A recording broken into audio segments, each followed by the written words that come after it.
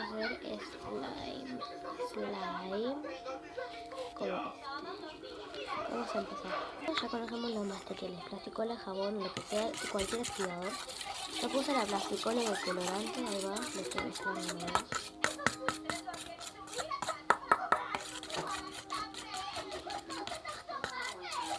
A ver, vamos a ir poniendo el jabón líquido arriba.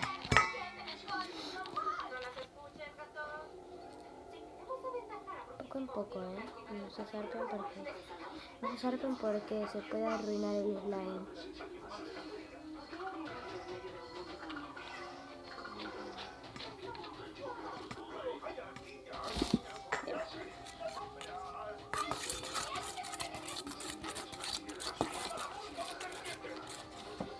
Corro la mano para pasar un beso.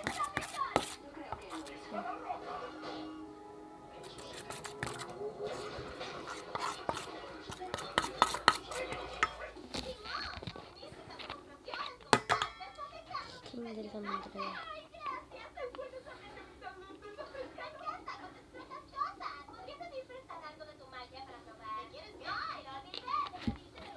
Bueno, lo voy a mezclar bien. Así quedó.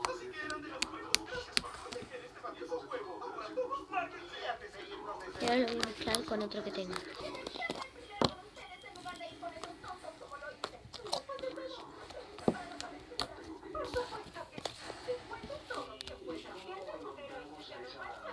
Listo. Bien, así quedó acá.